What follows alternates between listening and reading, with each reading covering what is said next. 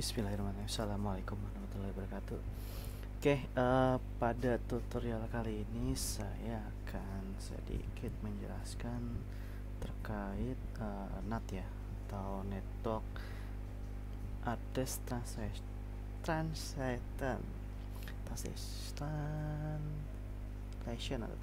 atau apa juga. Jadi nanti si server sebelumnya ini kan kita sudah membuat nih Debian server dan Windows. Nanti si Debian ini selain jadi diperuntukkan sebagai server, nanti juga akan digunakan sebagai router. Kayak dimana dia pasti membutuhkan dua buah minimal ya, pasti minimal punya dua buah network dan terhubung ke koneksi publik dan koneksi lokal. Oke, jadi yang pertama kali yang perlu disetting adalah networknya. Jadi di sini networknya sudah ada dua, yang satu ke publik, koneksi ke LAN saya, dan satu lagi ke lokal, koneksi ke kliennya. Kliennya juga sama. Oke, sudah, kita mulai.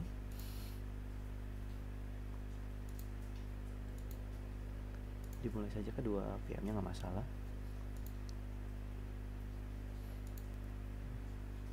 Oke, mati nggak wajar nih Windows servernya.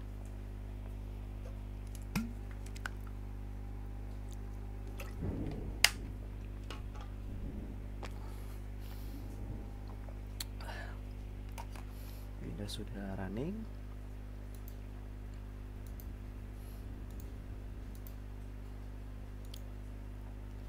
Debian juga sudah running. Oh ya, ya sedikit kejelasan terkait konsep yang kali ini. Mungkin baru ada yang tahu tentang NAT.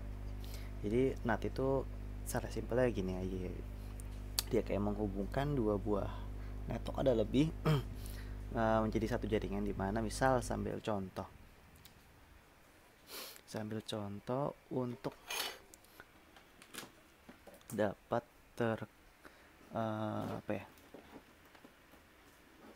untuk dapat komunikasi, untuk dapat terkoneksi ya. Sorry.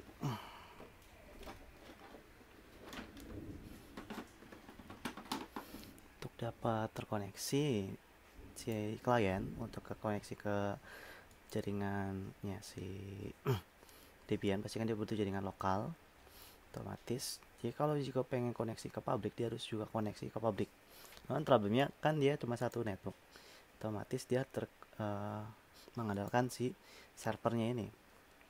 So gimana caranya biar supaya si klien dapat jaringan publik dan juga jaringan lokal? Ya di sini di setting. Jadi kan saya bilang ada dua network, yang satu network publik, yang satu network lokal. Terus gimana caranya biar kedua itu bisa saling digunakan sama si klien? Kalau saat ini seharusnya klien sudah menggunakan jaringan lokal. Ya, ini sudah jaringan lokal. Cuman problemnya dia belum ada internetnya, koneksi ke publiknya. Oke, kita setting di bagian di servernya, masuk ke terminal.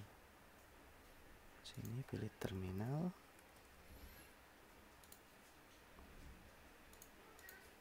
masuk ke root.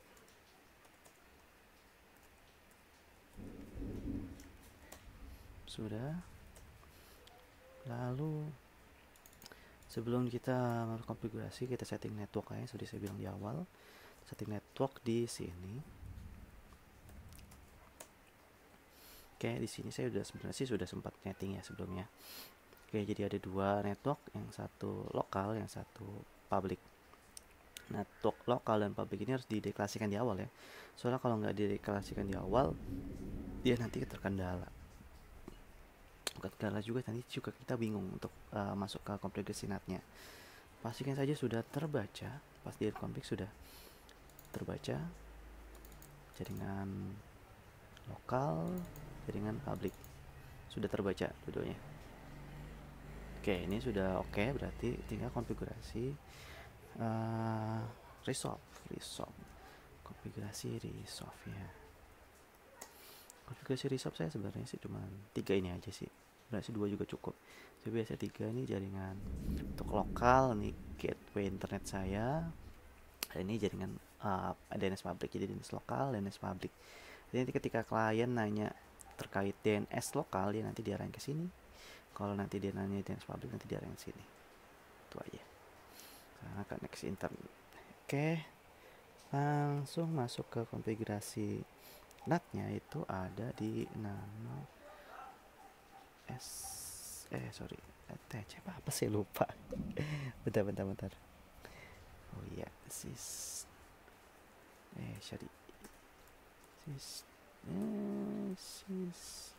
CTL ya, iya CTL.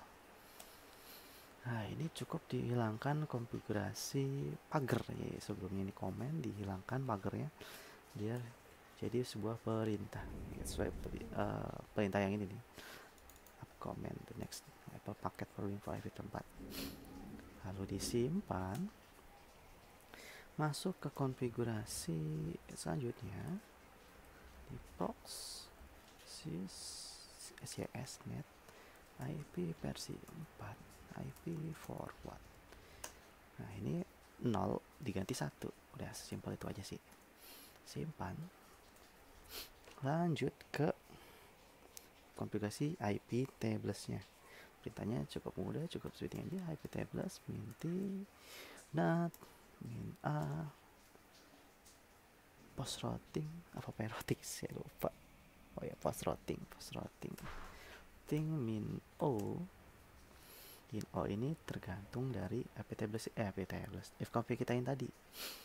Nah, kalau misalnya lokalnya ETH sih npost 3, maka yang di routing ini. Jadi kalau misalnya lokalnya npost 8, yang routing ini. Maksudnya apa? Maksudnya gini, yang jaringan ke public yang mana? Kalau jaringan publiknya ini, maka yang di routing ini. Kalau jaringan publiknya ini, maka routing ini. Karena saya publiknya ini, kayak saya routing yang ini. Lalu min J maskuret. Nah, kita cek di klien. Seharusnya sih sudah terkoneksi internet seharusnya ya. Coba disable, lalu di enable.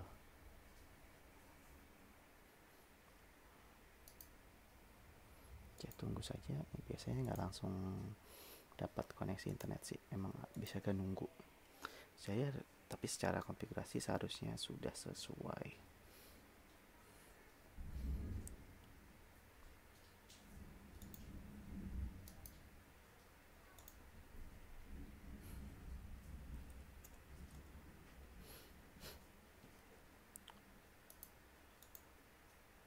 Nah, ini sudah ada internetnya ya. Kita tes ping, masuk CMD, lalu ping google.com. Nah, sudah terkoneksi internet. Lanjut kita testing, buka browser,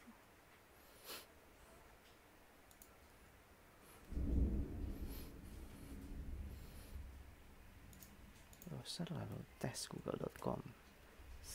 Oke, ini sudah oke lah ya, ada koneksi internet ya, udah terbaca. Oh iya, tadi saya sampai lupa, sebenarnya ada konfigurasi lain sih, itu di bagian DHCP. Kalau pakai service DHCP ya,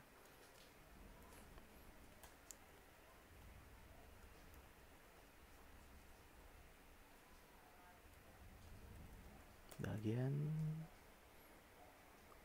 ini nih, DNS-nya. DNS-nya ini saya biasanya samakan dengan resolve yang tadi. Ya kan, tadi si resolve ada DNS lokal, DTP internet, sama DNS public. Ini berkaitan dengan hasil ini nih, dapat DHCP. Nanti klien nanyanya tuh ke sini, ke sini, ke sini, ke sini, ke sini, sesuai dengan konfigurasi tadi. DNS lokal, gateway internet, dan DNS public. Itu aja sih. Oke, selesai belum? Ini belum selesai karena kalau nanti saya reboot nih PC Debian 9 ya, dia nanti konfigurasi IP tables yang tadi kita masukkan di awal, yang di awal sih tadi sebelumnya kan sudah ada konfigurasinya tuh. Ini kalau saya reboot atau saya reset nih, nanti di konfigurasi yang ini hilang. Terus lantas gimana cara dia konfigurasi itu kesimpan? Caranya saya itu pakai yang namanya ini, IP tables persistent. Nah, ini paket terpisah yang perlu di-install. Oke, saya install dulu. Ini untuk si IP tablesnya tersimpannya. So nanti kalau saya reboot, nanti dia buyar lagi dia. Konfigurasinya balik lagi ke awal, jadi kita harus masukkan IP tablesnya secara manual. Tuh, biar nggak manual, kita buat otomatis. Nah, ini untuk persisten, jadi kan IP versi ada nggak, IP versi 4, ada versi 6. Nah, ini untuk konfigurasi IP tablesnya mau dipakai di mana. Nah, sini saya mau pakai IP tables yang versi 4 dan versi 6. Jadi kedua-duanya dipakai dikonfigurasikan walaupun tidak digunakan yang versi 6-nya. Saya pakai konfigurasi versi 4-nya saja. Oke. Nah, lanjut diberikan service enable. Jadi nanti kalau di reboot si service namanya itu net filter persistent ini akan otomatis hidup berbarengan dengan sistem. Maksudnya apa? Misalnya sistem kan saya reboot, otomatis kan aplikasi kill semua. Tapi pas si service OS-nya sudah up, dia langsung otomatis ikut di-up-kan juga karena dia dikasih auto start lah, istilahnya auto start paling gampang tuh. Nah, habis itu simpan IP tables yang tadi, karena tadi versi 4 yang disimpan ke versi 4. Kalau versi 6 tinggal 4-nya diganti 6, gitu aja sih. Nah, sudah gitu aja. Cara pembuktiannya sih simpelnya cukup di reboot aja sih servernya nih. Nanti saya coba reboot ya. Ini saya coba reboot. Nah, kalau dia di reboot dan konfigurasinya si server ini harusnya IP tablesnya itu kesimpan. Kalau enggak, si internet yang ini kan internet akses, nanti dia internet aksesnya akan hilang. Pembuktiannya situ aja sih. Ini saya proses dalam proses reboot.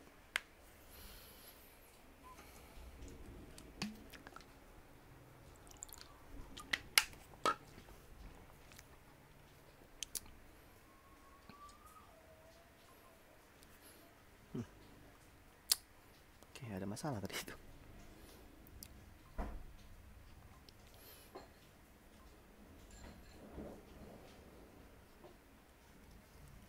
Oke.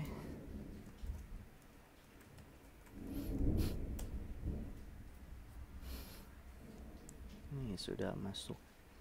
Belum juga sih ini. Kenapa nih lagi lambat banget nih. Oke, ini sudah masuk ke servernya. Dilanjut buka terminalnya.